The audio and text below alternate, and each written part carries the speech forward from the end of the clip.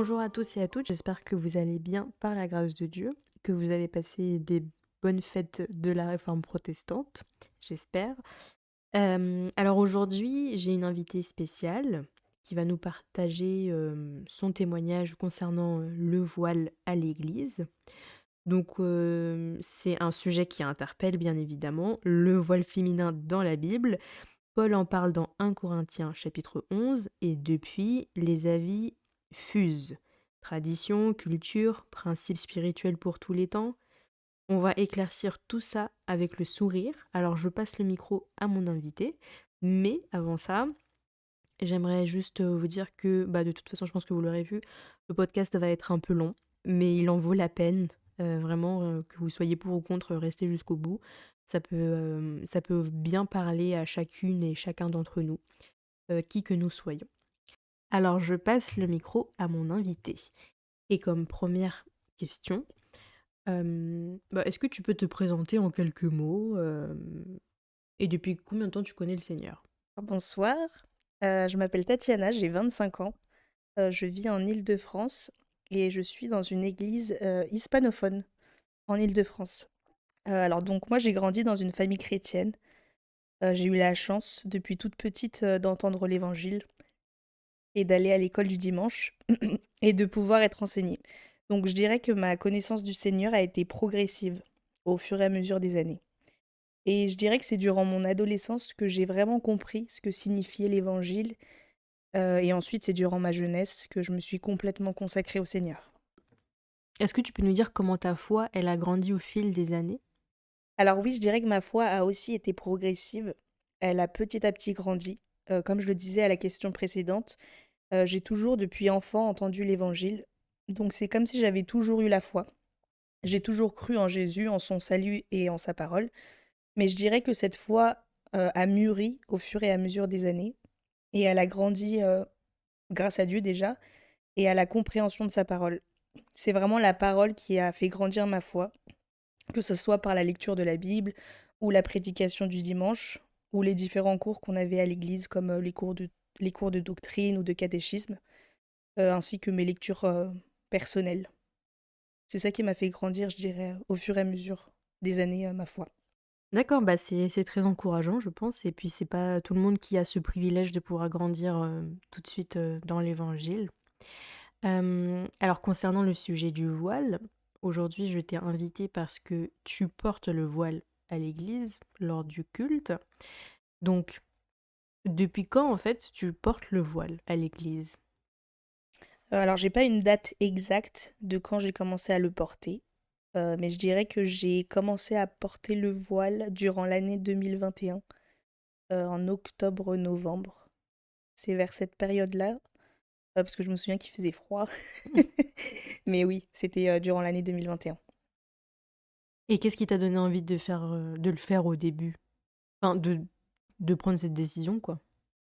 Alors pour un peu de contexte et pour que les gens comprennent, je m'étais jamais posé la question sur le voile et quand je lisais le passage, je m'y attardais pas vraiment.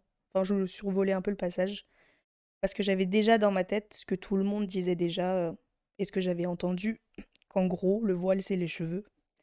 Donc, je me suis pas attardée dessus. Et à un moment donné de ma vie, j'ai fréquenté une église roumaine, où le voile était une chose commune. Toutes les femmes et les, jeunes filles portaient le voile et d'ailleurs on y allait ensemble au culte roumain. C'est vrai. Donc en les voyant, je me suis pas posé plus de questions.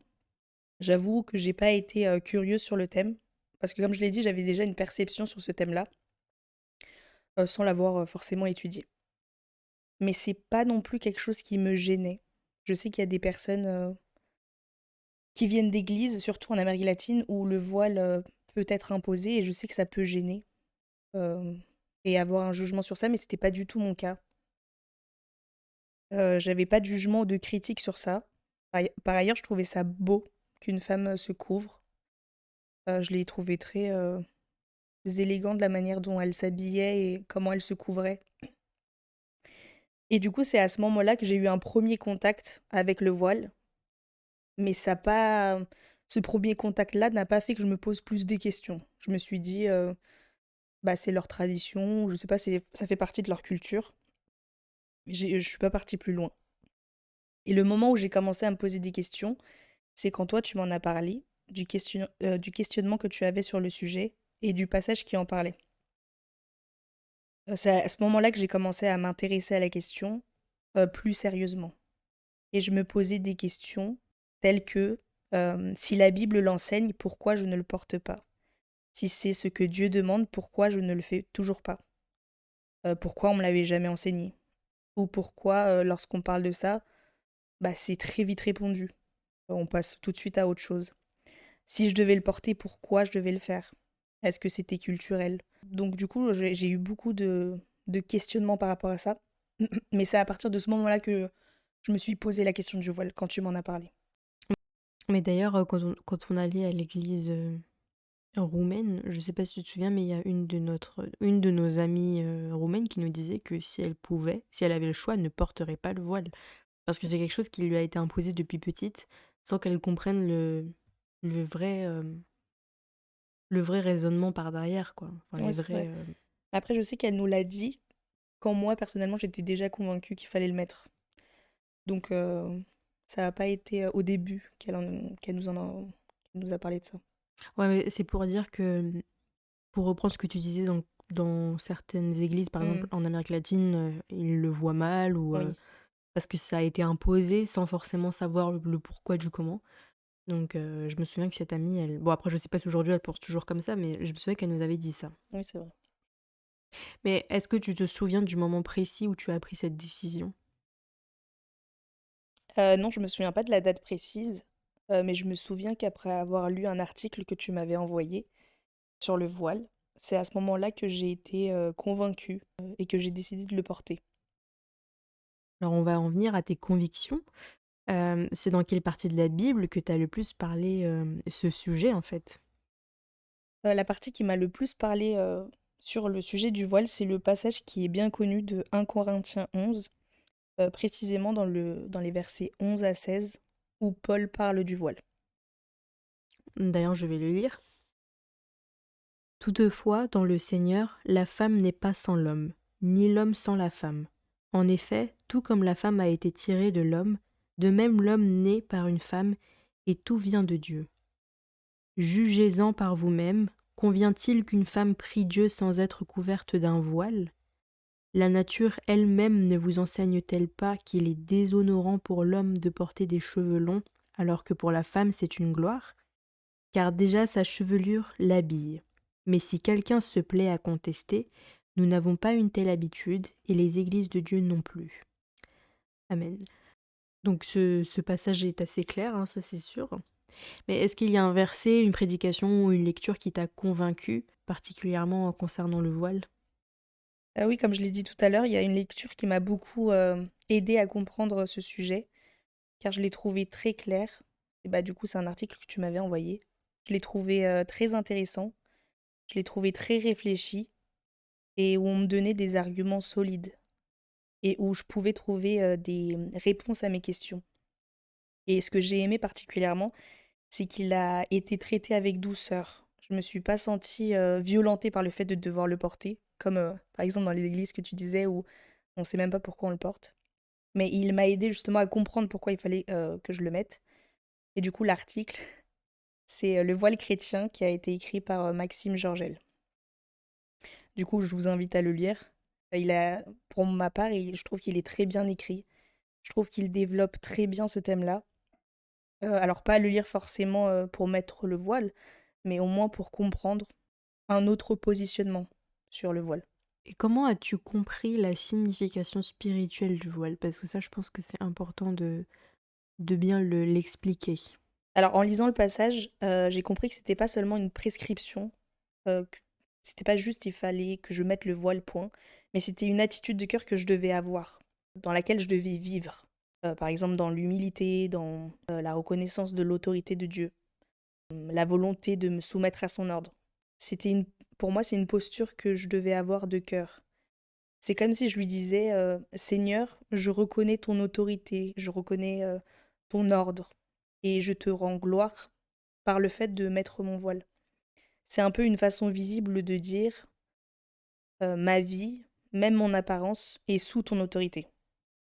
Donc c'est comme ça que personnellement, je comprends la signification spirituelle du voile. Merci, bah, de toute façon, on y reviendra un peu plus tard, hein, sur la signification du voile. Et concernant la décision, est-ce que ça t'a paru facile ou est-ce que c'était plutôt progressive? Alors dans mon cas, je dirais que ça a été facile dans le sens où j'ai été tout de suite convaincue que c'était quelque chose que je devais faire. Donc la conviction a fait que ça soit beaucoup plus simple de le porter. C'était pas Je me suis pas posé plus de questions, sur le fait de le porter. Je dirais que j'ai d'abord été, convaincue intellectuellement. Pour moi, les arguments étaient solides et ensuite j'ai été convaincue dans mon cœur. C'est comme si j'avais fait cette conviction, vraiment mienne. Comme si je l'aimais, je l'avais embrassé vraiment, c'était pas juste, des arguments en l'air. D'ailleurs, il faut savoir que quand j'ai commencé à le mettre, il y avait que toi qui le portais à ce moment-là. Donc je savais que lorsque j'allais le mettre, on allait le voir, on allait le remarquer. Donc oui, la conviction était là, mais j'avoue que la première fois que j'ai dû le mettre, il y a toujours une appréhension. Est-ce qu'on va me dire quelque chose? Est-ce que je vais avoir un commentaire? Est-ce qu'on va me faire une réflexion? Donc je dirais que c'était plus de l'appréhension, que de la difficulté à le mettre. Mais après oui, je me suis dit, «Bah, c'est ce que j'ai compris de la Bible, c'est ce que j'ai été convaincue par ça, donc je vais obéir à ce que Dieu me montre actuellement avec sa parole». Donc c'est ça qui a renforcé et qui a évité la difficulté pour que je le porte. Et en parlant du voile en lui-même, pour toi, c'est quoi? C'est un bout de tissu qui est suffisant? Est-ce que ça doit couvrir toute la chevelure ou est-ce que, ça doit couvrir à moitié? Comment tu vois la chose? Alors là, c'est uniquement mon avis personnel, parce que Paul, dans la lettre aux Corinthiens, il parle pas de quel tissu ça doit être ou quelle couleur. Est-ce que il doit faire 10 centimètres, 20 centimètres? Non, il parle pas de ça, il dit juste qu'il faut se couvrir la tête. Mais au début, c'est vrai que moi, je mettais une sorte de bandeau qui couvrait pas tout le dessus de ma tête. Et à un moment donné, je me suis rendu compte que bah, j'avais l'impression que c'était plus pour faire joli que, que pour couvrir ma tête.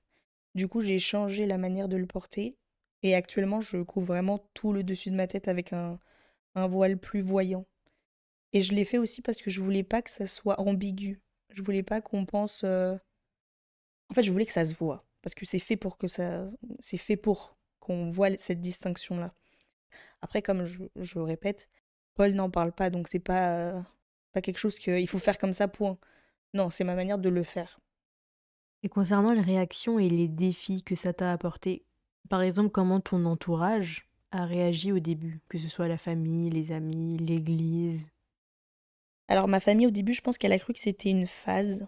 Parce que, comme je l'ai dit tout à l'heure, on fréquentait une église romaine où toutes les femmes portaient le voile.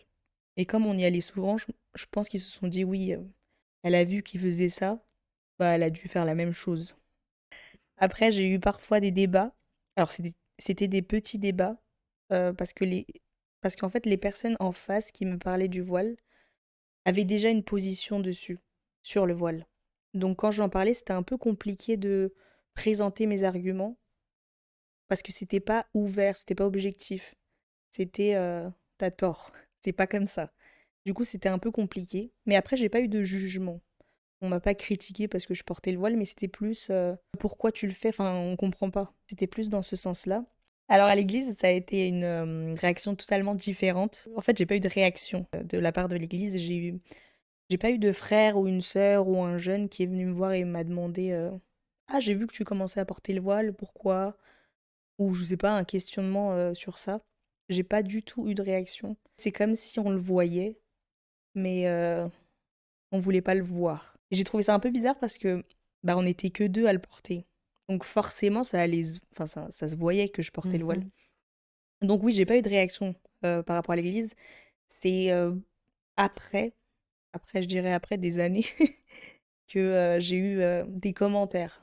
Mais c'était pas des questionnements, c'était plus: «Ah, tu portes le voile». Mais c'était pas un questionnement de: «Ah, pourquoi tu portes le voile, pourquoi tu as commencé à le porter?» Donc je dirais que j'ai eu ces 2 réactions-là, dans ma famille et dans l'église. Et en parlant de réaction, est-ce que tu as reçu des remarques ou des incompréhensions, par rapport à cette décision? Non, j'ai pas eu de remarques. Comme je disais, j'ai pas c'est comme si j'ai à part de ma famille, un questionnement: «Ah pourquoi tu le mets?» ou des petits débats, j'ai pas eu, de réaction. J'ai pas eu ça au début. En fait, que tu le voile ou non, c'est ça les gens n'ont pas vraiment réagi, quoi. Bah oui, c'est pour ça que je disais que c'est comme si on le voyait, mais on faisait semblant de pas le voir. Parce que quand même, c'est quelque chose qui se voit. Enfin, je me couvrais la tête, alors que de base, j'avais rien sur ma tête. Ou peut-être qu'on n'osait pas. On Mmh. n'osait pas me dire, pourquoi tu le portes ou me poser la question sur ça. Oui, je pense que c'est plus ça. Mais Oui, ça peut je ne être. sais pas pourquoi les gens n'osent pas, en fait. Comment tu réagis quand certaines personnes te disent, «Le voile, c'est qu'une tradition, de l'époque» ou «Ce n'est plus d'actualité»? Oui, du coup, c'est une réaction qui revient souvent et elle me surprend pas et plus. Déjà parce que c'est une réaction que moi-même j'avais en fait, je répétais ce que j'entendais sur le voile. J'entendais que c'était de la tradition et que, bah, il fallait pas mettre un voile, mais que c'était les cheveux. Et c'est marrant parce que je disais que c'était la tradition de Corinthe, mais j'avais aucune idée des traditions que Corinthe avait à ce moment-là, à cette époque-là. Je savais même pas quelles, coutumes ils avaient, donc je disais ça vraiment sans savoir. Je répétais ce que j'avais déjà entendu parce que j'ai pas eu d'enseignement sur ça. Mais du coup, si quelqu'un venait à me dire ça, parce que c'est pas arrivé encore, que quelqu'un me dise ça, j'essayerais de lui expliquer les arguments que Paul donne, qui n'ont rien à voir du coup avec la tradition ou la culture. Donc dans 1 Corinthiens 11, Paul développe plusieurs arguments, mais moi je vais en citer 3 et je vais aller assez rapidement parce que c'est un peu long. Et si vous voulez voir un peu plus d'arguments, vous pouvez lire l'article qui explique vraiment bien et Mmh. qui détaille mieux. Je dirais que l'un des premiers arguments que Paul utilise, qui exclut la tradition et les coutumes, c'est celui de l'ordre créationnel. Dieu a créé l'homme, puis ensuite la femme. En fait, cet ordre a un sens, il n'est pas anodin que Dieu ait créé ainsi les choses. Dans 1 Corinthiens 11:3, il dit: «Je veux cependant que vous sachiez que Christ est le chef de tout homme, que l'homme est le chef de la femme et que Dieu est le chef de Christ.» Donc cet ordre, il est important parce qu'il montre, bah, déjà la relation entre Dieu et Christ. Christ est soumis à Dieu et de même la femme doit être soumise à l'homme et l'homme donc à Christ. Donc elle montre un ordre, de rôle qui a une importance. Et cet ordre ne change pas selon les époques. Du coup, on ne peut pas utiliser cet argument comme quoi, oui, c'est la tradition ou c'est les coutumes. Mmh. Parce qu'il est éternellement, enfin, cet ordre a été éternellement établi par Dieu. Et c'est pourquoi Paul dit que la femme doit montrer cet ordre et cette autorité en mettant comme signe sur sa tête un voile. Du coup, le voile est un signe de cet ordre créationnel. Le voile n'est pas là pour lui dire oui, t'es inférieur. C'est pour montrer que nos rôles sont différents. Un deuxième argument que Paul utilise, c'est celui de la nature. Dans 1 Corinthiens, voilà, dans le même passage, il dit: «La nature elle-même ne vous enseigne-t-elle pas que c'est une honte pour l'homme de porter de longs cheveux, mais que c'est une gloire pour la femme d'en porter, parce que la chevelure lui a été donnée comme voile?» Donc là, Paul nous dit dans ce passage que la nature elle-même nous montre qu'il est honorable pour une femme de porter de longs cheveux. S'il en est ainsi pour la nature, il est aussi honorable pour la femme dans un culte public de porter un voile sur elle. Et le dernier argument que je pourrais donner, alors Paul ne le développe pas dans le passage, c'est quand il dit qu'à cause des anges, pardon, la femme doit se couvrir. Il dit dans le verset 10, c'est pourquoi la femme, à cause des anges, doit avoir sur la tête une marque de l'autorité dont elle dépend. Donc on ne sait pas vraiment pourquoi Paul, enfin, il n'explique pas en gros pourquoi à cause des anges on Mmh. doit porter un voile. Mais encore une fois, cet argument n'a ni à voir avec la tradition, ni la culture de Corinthe. Donc je pense que je donnerais ces 3 arguments pour montrer que le voile est encore d'actualité, que c'était pas fait pour l'époque de Corinthe. Bah, je serais curieuse de savoir ce qu'on te répondrait à ça parce que c'est vrai. Comme tu dis, par rapport à l'ordre créationnel, par exemple, les féministes extrémistes, par exemple, elles diraient, «Oui, on n'a pas besoin de l'homme, on n'a pas besoin de ceci, Hmm. on n'a pas besoin de ça». Mais nous, en tant que chrétiens et chrétiennes, on est basé sur ça, sur l'ordre créationnel, en fait. Hmm. C'est Dieu, l'homme et la femme. Comme tu disais, on a tous un rôle différent et ça veut pas dire qu'on est moins qu'un homme. Oui, voilà, c'est C'est-à-dire ça. qu'on a un rôle, On a un rôle, tout aussi important mais différent. Et est-ce que ça t'a parfois coûté, humainement, de garder cette conviction? Ou pas du tout? Alors à un moment donné, ça m'a coûté, mais pas dans la conviction en soi. C'est pas parce que je me disais: «Ah oui, non, en fait, les arguments, sont pas assez solides» ou «J'ai pas été convaincue». C'est pas par rapport à ça, c'est plutôt sur le fait que en fait, je suis tombée dans une mauvaise compréhension du voile. J'ai commencé à penser que le voile représentait ma sainteté et du coup, bah, lorsque je devais le porter le dimanche et que, bah, la semaine j'avais péché ou que, oui, j'avais mal agi, je me disais que c'était un peu hypocrite de devoir le porter le dimanche alors que je me suis mal comportée, pendant la semaine. Donc je dirais que j'ai eu du mal parce que je suis tombée dans cette mauvaise compréhension.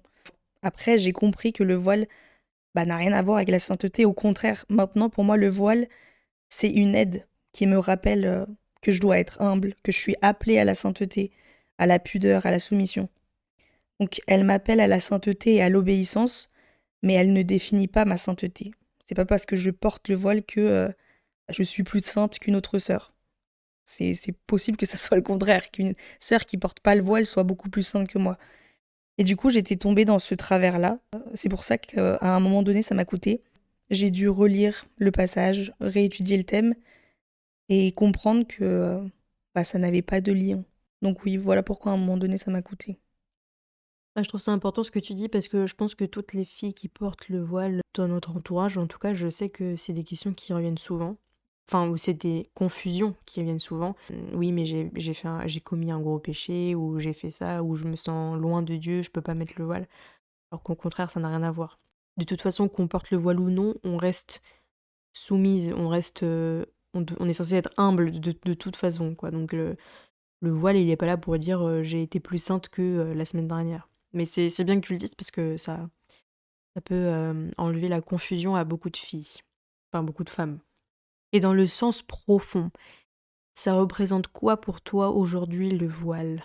Alors pour moi, le voile représente aujourd'hui un marqueur de vérité biblique. En fait, ce que tu disais là, par rapport au voile et à la sainteté, pour moi, le voile, c'est vraiment un rappel de vérité biblique. Et c'est pour ça que je trouve qu'il est important, et encore plus dans l'époque où on vit, parce que les vérités bibliques aujourd'hui sont trop souvent oubliées. Donc oui, le voile aujourd'hui représente quelque chose de fort pour moi, et je trouve qu'il envoie un message au monde. Parce que dans un monde où les femmes et les hommes sont la même chose, où une femme peut devenir un homme peut devenir une femme, je crois que c'est important aujourd'hui que dans nos cultes publics, les femmes portent une distinction, quelque chose qui se voit et qui puisse affirmer clairement au monde que l'homme et la femme ne sont pas la même chose. Que ce soit biologiquement, dans leur rôle, on n'est pas la même chose. Et je trouve que c'est important et que ça renvoie un vrai message au monde.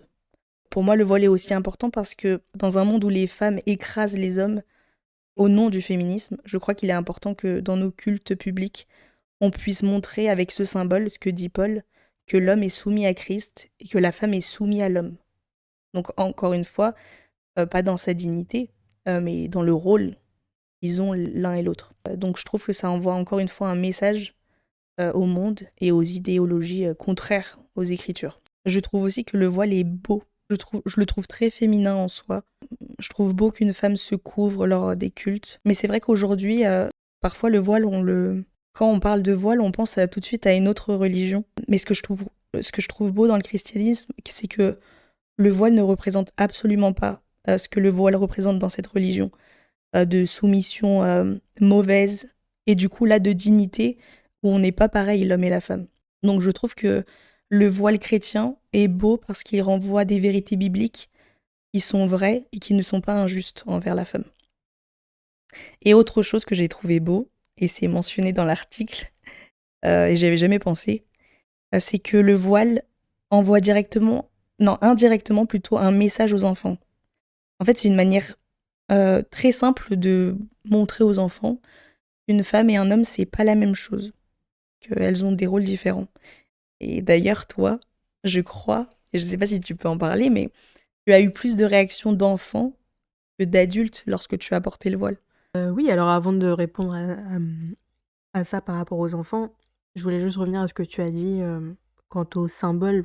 enfin, le rappel du voile. Qu'en fait, quand on porte le voile, c'est un rappel à nos rôles, à notre soumission. Alors, le mot soumission en France, j'ai l'impression que c'est un mot très très fort et qui est très mal compris malheureusement. Mais bon, ça c'est un autre sujet. Mais ce que je voulais dire par là, c'est que Dieu, c'est un Dieu de symboles, avec la circoncision, avec le baptême, Mmh. avec la Sainte Seine, avec lui-même qui se renvoie comme un berger, ou nous comme des brebis. En fait, la Bible parle avec beaucoup d'images, beaucoup de symboles. Donc, je trouve ça beau que Dieu ait voulu donner aussi un symbole à nous, les femmes. Mmh. Donc, je trouve ça vraiment très beau. Et pour répondre à ce que tu disais par rapport aux enfants, oui, moi, malheureusement, entre guillemets, j'ai aucun adulte depuis que je mets le voile. Je crois que ça fait 5 ans que je mets le voile. J'ai aucun adulte, à part une fois il y a quelques semaines de ça. Mais sinon, j'avais vraiment aucun adulte qui est venu me poser la question. C'était plus comme toi. Oui, mais pourquoi tu le mets? Mais c'était pas vraiment des vraies questions, c'était plutôt, enfin, qu'est-ce que tu fais, quoi? Enfin, pourquoi Oui. tu as pris cette décision? Enfin, c'est en gros, voilà. Mais oui, moi, c'est plus des enfants qui m'ont posé la question, qui m'ont dit: «Pourquoi tu mets, ça?» en me montrant le voile. Mmh. Et donc j'explique, bien évidemment, avec un langage, enfantin, et je leur explique que, la femme, elle doit porter le voile parce qu'elle est, elle a ce rôle, magnifique, d'être, soumise à son mari ou quand elle a pas de mari, à son père, à son frère et c'est un rôle, très joli. Enfin, j'essaye de l'expliquer, pour leur expliquer, en fait, comment je vois la chose et en général, quand, ces enfants me demandent ça, c'était surtout des filles, en plus, donc tant mieux. Je voyais que quand elles regardaient mon voile, elles avaient l'air impressionnées, mais dans le bon sens du terme. «Waouh, c'est nouveau, enfin pourquoi? C'est comment?» Enfin, Mmh. vraiment, il y avait plein de questions et c'est vraiment des enfants, quoi, ce que les adultes devraient faire normalement. Ouais. Et puis, il y a quelques dimanches de cela, quand j'ai mis mon voile, j'ai vu que l'un de mes neveux me regardait, mais il me regardait avec des grands yeux de curiosité, mais il ne m'a rien demandé parce qu'on était dans le silence. Mais j'ai vu qu'il regardait Mmh. et les enfants ne sont pas bêtes. Mmh. Donc je sais très bien qu'il s'est posé la question, et je sais que quand il me verra le refaire, c'est quelque chose qui en fait, j'ai envie que les enfants qui nous voient dans les églises, je sais pas toi, mais moi j'ai envie que les enfants grandissent en se disant: «Telle sœur, elle met le voile». Mmh. Genre depuis que je suis tout petit ou toute petite, je Oui. sais qu'elle met le voile et enfin je trouve que ce serait le plus bel exemple qu'on peut donner, surtout Mmh. à des petites filles. Ça m'envoie à une question que je te pose. Est-ce que si Dieu demain te donne une fille, tu lui mettrais le voile, petite ou tu attendrais qu'elle prenne la décision par elle-même? Alors, vu comme tu dis, tu parles des enfants et qui sont très curieux, je pense qu'à un certain âge, même petite, hein, 3-4 ans, si elle voit sa mère le porter, elle se dit: «Ah mais pourquoi moi je le porte pas? Moi je veux la même chose». Donc je pense que je lui mettrais, déjà parce que j'imagine qu'elle voudrait me copier, Mmh. je trouve ça mignon, mais aussi pour montrer que, bah, elle aussi, elle fait partie de elle est pas exclue de ce que Paul dit. C'est une f Comme tu disais, le voile n'est pas que pour les femmes mariées et pour la femme en général. Donc je pense que je lui mettrais comme un symbole et pour qu'elle puisse grandir en sachant ce que ça signifie. Donc oui, je pense que oui. Après à bébé, voilà, il y a une limite, mais je pense qu'à partir de, oui, 4 ans, 5 ans, heu, je lui mettrais, oui. Et est-ce que pour revenir au sujet, du voile, pour toi, est-ce que ça a changé ta manière de vivre la louange ou la prière? Oui, complètement, parce que je le mets au début du culte, avant que le culte, bah oui, dès que le culte commence. Donc avec le simple geste de le mettre, ça me rappelle, en fait, c'est comme un marqueur de commencement du culte. Du coup, ça me permet de bien me concentrer sur le fait que le culte va commencer. Et ensuite, il me rappelle, de toujours avoir une attitude de cœur. Au-delà du fait de simplement le porter, il me rappelle la révérence que je dois avoir, la soumission, que je dois avoir. Donc ça me permet vraiment, en fait, le voile me permet vraiment de me rappeler de beaucoup de vérités bibliques et du coup, je le mets, oui, au début du culte. Et comment ce geste t'aide à te rappeler ta relation avec Dieu, ton identité en Christ, Alors le voile me rappelle beaucoup de choses, et je peux lui donner un vrai sens quant à ma relation, comme tu viens de dire, avec Dieu et mon identité en Christ. Après là, c'est un sens que je lui donne, mais c'est personnel. Ça veut pas dire que c'est pareil pour toi, parce que Paul en parle pas. Mais du coup, le voile me rappelle que je dépends de Dieu, pas de moi-même. Quand je me couvre la tête, c'est comme si je manifestais extérieurement ce qui se passe intérieurement. En fait, c'est comme si je disais, je suis pas ma propre autorité. Ma vie, mes pensées, mes choix appartiennent uniquement à Dieu. Donc le geste du voile pour moi, c'est comme une prière silencieuse. Seigneur, sois ma tête, sois mon refuge, sois mon autorité. Donc ça me permet de remettre mon cœur dans une position de dépendance à Dieu. Il me rappelle mon identité en Christ, parce que spirituellement, le voile, pour moi, est comme un signe d'appartenance. C'est comme s'il me disait que je m'appartiens plus à moi-même, mais que je suis à Christ. Par exemple, dans 1 Corinthiens 6, du verset 19 au 20, il dit « Ne savez-vous pas que votre corps est le temple du Saint-Esprit qui est en vous, que vous avez reçu de Dieu, et que vous ne vous appartenez point à vous-même, car vous avez été rachetés à grand prix. Glorifiez donc Dieu dans votre corps et dans votre esprit qui appartiennent à Dieu. » Donc en Christ, la femme n'est pas effacée, elle est rachetée, elle est mise à part, elle est honorée. Donc en fait, le voile devient une manière de dire « Seigneur, je suis couverte, pas seulement d'un tissu, mais aussi par la grâce de Christ. » Le voile me rappelle aussi que ma valeur vient de Dieu, pas du regard des autres. Dans la société où on vit, on nous pousse à montrer, à exposer.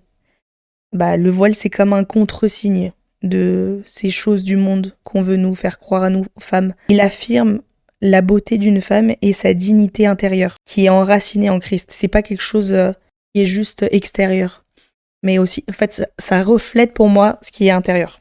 Après, le voile, je dirais qu'il m'aide aussi à me rappeler et à vivre dans l'humilité et dans la sainteté.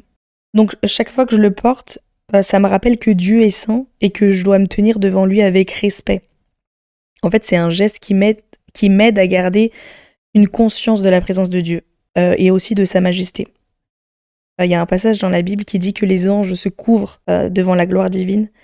Donc pour moi, le voile devient un peu un signe visible de révérence. Après, ça ne veut pas dire que si une personne ne porte pas le voile, elle n'a pas de révérence envers Dieu. Mais c'est un moyen pour moi de montrer extérieurement ce que je dois vivre intérieurement. Je connais des femmes qui mettent le voile, mais qui le mettent à des moments différents du culte. Par exemple, il y en a qui commencent à le mettre au moment du prêche, et pas forcément au commencement de la louange, ou dès le début, quoi. Il y en a qui le mettent seulement au moment de la prière. Donc toi, à quel moment du culte tu mets le voile et pourquoi ? Moi, je le mets uniquement pendant le culte. Donc je le mets au début et je le retire à la fin.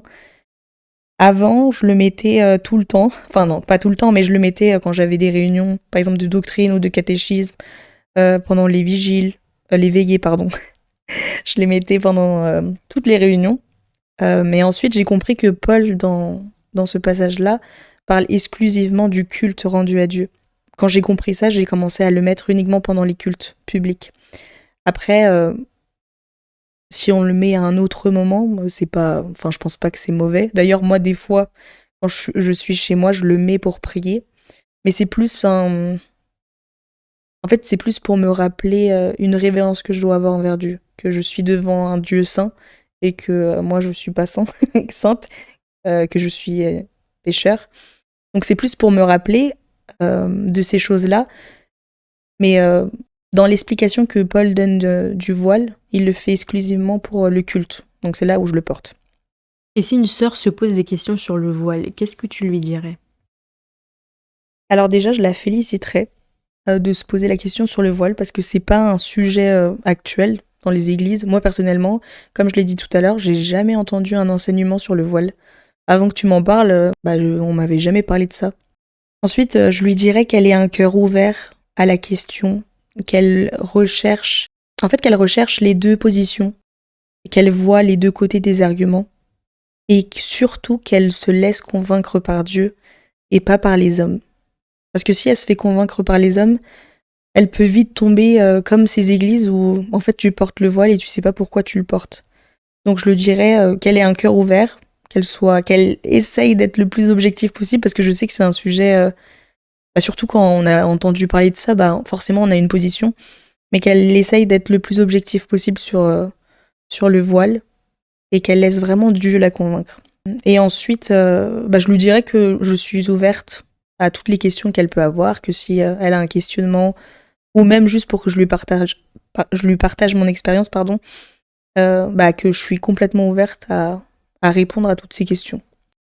Et est-ce que tu as une anecdote liée à ton voile que tu veux nous partager? Bah, du coup, j'en ai deux. Il y en a une qui a à voir avec le fait, tu sais, comme on disait, il y a des églises où c'est imposé, du coup c'est mal vu. En fait, pour expliquer, nous deux on chantait à la louange. Du coup, on était bah, devant toute l'église, et on était du coup les deux seuls à porter le voile. Donc ça se voyait, et en plus on était les seuls. Et du coup, tu m'avais raconté que une sœur qui fait l'accueil avait reçu un jeune adulte à l'église, c'était un nouveau. Il est rentré dans l'église.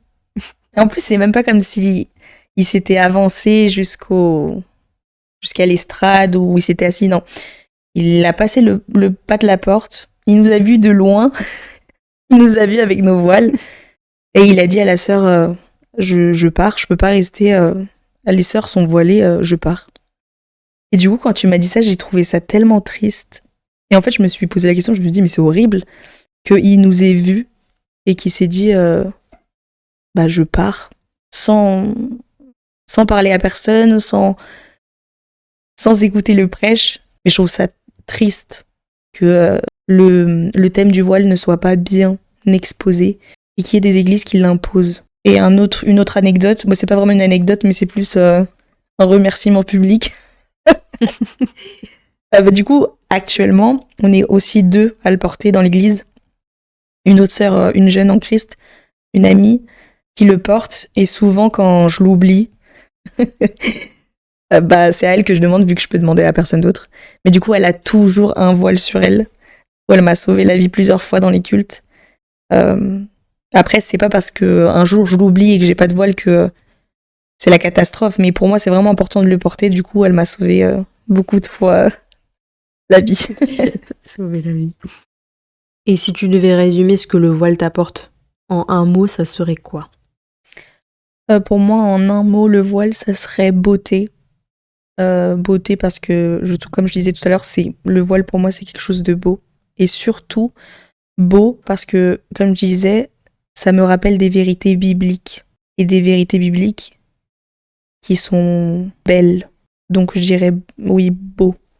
Oui, c'est vrai que c'est beau du point de vue esthétique comme de la signification que ça apporte comme symbole. Et concernant cette conviction que tu as, si c'était à refaire, est-ce que tu le referais et pourquoi? Oui, je le ferai sans hésitation. D'abord et principalement parce que c'est écrit dans la Bible. Et du coup, je pouvais pas continuer à survoler le texte en faisant comme si je l'avais pas vu. Donc oui, je le referai principalement parce que c'est biblique. Et aussi parce que je trouve ça beau, comme on le disait, une femme qui porte le voile. Et sa signification rend ça plus beau pour moi. Donc oui, je le referai sans hésitation. Et j'invite aux sœurs, bah, comme on a dit tout au long du podcast, pas forcément à le mettre, parce que ça sert à rien de mettre un voile si on n'est pas convaincu, mais au moins de s'y intéresser, de lire, et même si on est contre pardon, bah avoir ses arguments aussi pour pouvoir défendre sa position. En fait, le but c'est pas de dire ah toi t'as raison, toi t'as pas raison. Le but c'est qu'est-ce que dit la Bible et qu'est-ce que Dieu veut. Je pense que c'est ça qui est important. Est-ce que tu as une dernière chose à dire avant de finir le podcast? Oui, bah juste te remercier de m'avoir invité pour ton podcast. Ton podcast est vraiment bien. Je l'aime beaucoup, je le suis, je le partage tout le temps. Donc merci de m'avoir invité et surtout sur ce sujet parce que je sais que c'est un sujet que nous deux on aime de la même manière. Le voile, c'est quelque chose qu'on partage vraiment ensemble. Donc merci de m'avoir invité pour ce thème-là. Et du coup, merci pour toutes les personnes qui ont écouté. Et si vous avez des questions, n'hésitez pas à commenter le podcast directement. Je suis sincèrement désolée, il y a eu un problème d'audio à ce moment-là. Mais en fait, je remerciais mon invité d'être venu, de nous avoir partagé son témoignage, ses convictions, ce qui n'est pas toujours vraiment facile en fait de maintenir comme conviction quand on est dans une église où très peu de femmes mettent le voile. On est très regardées, on est alors pas forcément de façon péjorative, mais il y a beaucoup de curiosité autour de nous et cetera, donc bon. En tout cas, j'espère sincèrement que, ça vous a donné envie d'en apprendre plus, d'étudier un peu plus sur le sujet. Comme disait, Tatiana, bah, c'est bien d'avoir le cœur ouvert, à tout ça et ne pas rester fermé sur une position, sans même avoir pris le temps d'étudier le thème. Donc j'espère sincèrement que vous allez pouvoir, étudier plus profondément. Je vous laisse en barre d'infos l'article qui nous a tant, parlé et convaincus, qui a été rédigé par Maxime Georgel via son blog Par la foi. J'espère sincèrement que vous allez pouvoir le lire. Il n'est pas du tout difficile à lire et il n'est pas long à lire aussi. Donc si vous aimez pas lire de base, je vous rassure, ça va aller vite. Donc voilà, je vous fais des gros bisous, que Dieu vous bénisse et à très vite, Dieu voulant.